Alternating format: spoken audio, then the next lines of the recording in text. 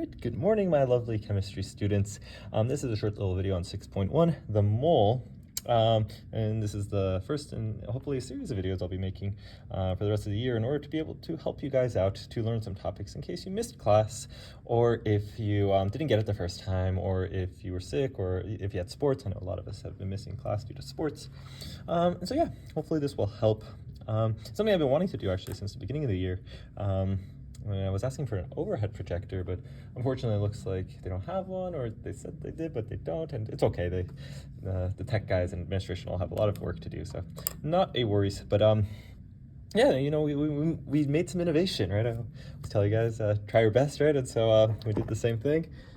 I found a ring stand, and I made my own, and this is just my phone. And so yeah, you know, we're being innovative here. This is wonderful. So hopefully this helps. Let me know though if I can change anything up for you guys to make it more helpful.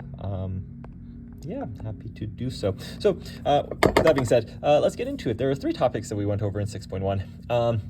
What is a mole? Second, how do you use the mole in order to convert from mole to molecules and atoms, or how do you go from molecules and atoms back to the mole? And then lastly, what's molar mass? And so let's talk about these things. The first thing, what is a mole? You know, and simply put, the mole is a unit of quantity. What that means is it is a word that means a number. And so, for example, right, the example I use in class is a dozen, right? If I say, hey, like, go get a dozen donuts, how many donuts would you get? You know, and you know that would be 12, right? Because you know that dozen is equal to 12. Same way here. The mole is just it's a word that means a number. Same way dozen equals 12. Mole is equal to 6.02 times 10 to the 23. That is a number, right? Just a very big number. So it's a unit of quantity, which is a word that means a number. So, for example, dozen is equal to 12. Here, the mole is equal to 6.02 times 10 to the 23. Now this number, 6.02 times 10 to the 23, is an important number. Some students sometimes ask how we got that number, who made that up. And the answer is this guy named Avogadro. He figured out that a mole of a substance, or he said that a mole of a substance is equal to 6.02 times 10 to the 23 representative particles of that substance. And so we named it after Avogadro. Now, Avogadro is kind of a fancy, funny name. But what's easier than Avogadro to remember is avocados, and this kind of sounds like avocado, so credit my former students for this, but we'll call this the avocado, okay? So I will oftentimes say to you, use the avocado. This is what I'm talking about, okay? So use the avocado, use that number. Now, this number, as I mentioned, is referring to the representative particles of a substance. What does that mean?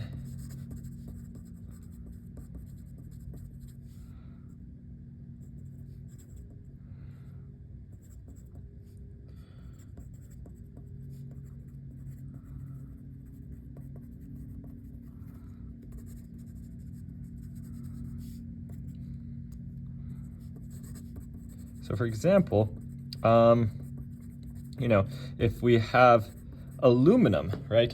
If we have 1 mole of aluminum, so if we have 1 mole of aluminum, that means that we have 6.02 times 10 to the 23 aluminums, which, you know, the representative particle of aluminum is a atom, right? The smallest unit of aluminum is an atom, and so 1 mole of aluminum is 6.02 times 10 to the 23 atoms of aluminum. If we have 1 mole of water, what is that? Right? Water, its representative particle is a molecule, right? And so 1 mole of water is going to be 6.02 times 10 to the 23 molecules of H2O.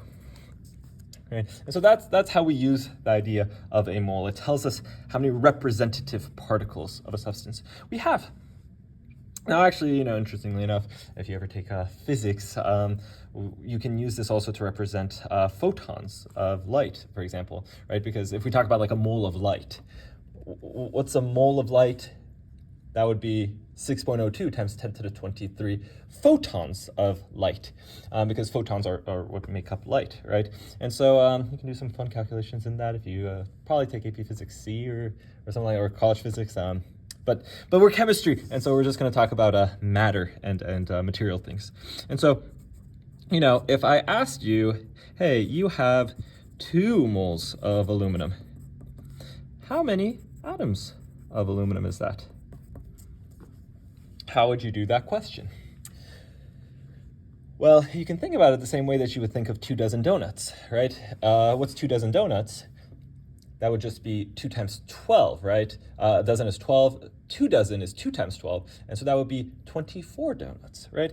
And so, here it's just going to be 2 times 6.02 times 10 to the 23. It'll be 1.2 times 10 to the 24. Now, that's the way to think about it conceptually.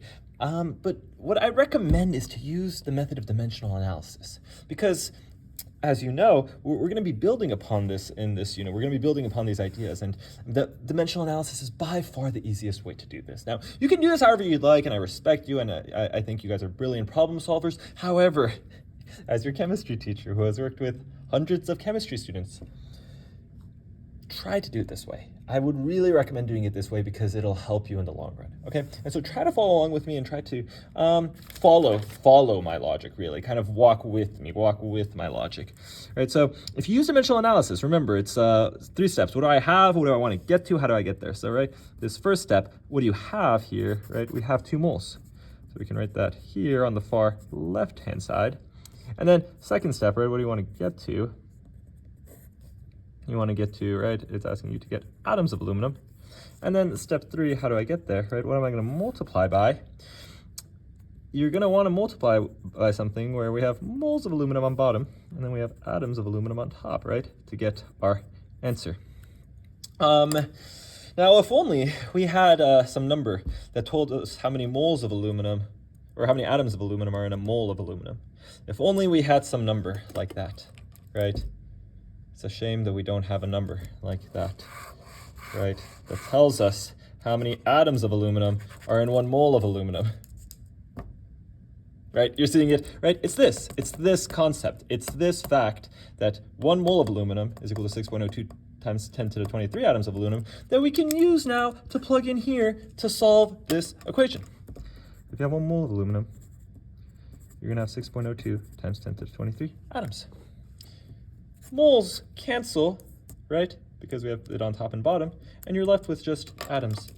Brilliant. Wonderful. Everyone's happy. I am happy. You are happy. All of your parents are happy. Everything is wonderful if you do it like this.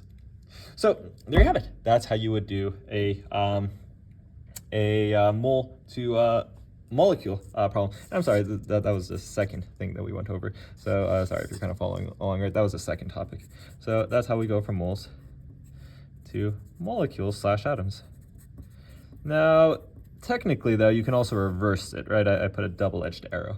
And so let's talk about how to go in the reverse direction as well. And so it's exactly the same thing, just use dimensional analysis, right? But let's say, so if we have, let's say I give you atoms instead this time, right? Let's say I say, hey, you have 5.56 times 10 to the 24 atoms of aluminum, right? And I'm asking you, hey, how many moles of aluminum is that? Right? Same thing, right? Just set up your dimensional analysis. This is why I love dimensional analysis, right? Same steps always, same thought process, right? First, put what you have. And then, right, what you want to get to.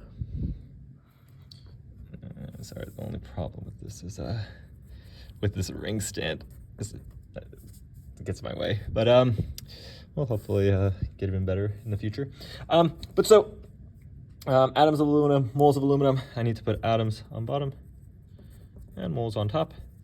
And now we just use the avocado. Right? Atoms is 6.02 times 10 to the 23 in 1 mole. Atoms cancel, and you just put it in. Now, I do want to show you guys really quick also how to use your calculators, right? If you know how to use your calculator, please feel free to zoom ahead. But right, the way you would put this in your calculator is you have to use parentheses around your numbers in scientific notation, right? So please make sure to put parentheses around your numbers in scientific notation. Also remember that we never, ever, ever put units in a calculator, right? So you don't have to ask me, hey, where's atoms, right? You don't put units in a calculator, right? And so we simply put this number, all of that number in parentheses, and then we close the parentheses, okay? So put your number in scientific notation in parentheses, and then we're doing times 1, but you don't really have to do times 1, remember, right? So times 1 divided by this number, because that means divide, right? And so, and also remember, this on the calculators that we have in class is the exponent button. And so you do all that, then you close your parentheses, you press equals, and you get 9.23 moles of aluminum. So big takeaway here for how to use your calculator. Please, please, please use your parentheses around your numbers in scientific notation, okay? So that's that. Now, I do want to go over one last thing on this topic for you guys, right? Let's say I give you guys instead, let's say we have 3.35 moles of H2O. Right? Do note that if we're doing that, then we would get molecules of H2O. Okay? So do know that, right? And so same thing here. I'm going to do this one really fast, just not to bore you guys, but 3.35 moles of H2O, right? How would we get molecules of H2O here? We're just going to have moles of H2O on bottom, molecules on top, and use the avocado. That many molecules in 1 mole. Sad. Okay, we're almost done. And then yeah, just put it into your calculator. 3.35 times 6.02 times 10 to the 23.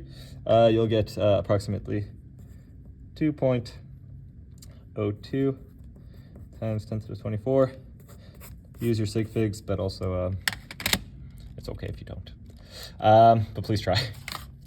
All right, and so that is that's how to do that. Now, last thing, molar mass before my second period throws a fit. Let's just go over molar mass really quick. Molar mass, simply put, is the mass of a substance that's equal to a mole of a substance. And the reason why we need this, right, is because, for example, here, right, 3.35 moles of H2O is equal to 2.02 times 10 to the 24 molecules. Okay, that's all good and great. But what the heck is a mole of H2O, right? Can you go up to water and measure, like, take out the mole measuring stick or put it on like a mole scale and determine its moles? No, right? There's no such thing. There's no way to get moles. There's no way to measure moles, right? And so what you need is some way to determine the moles of something, and that's molar mass, right? Because the molar mass tells us the mass of a substance is equal to 1 mole of a substance.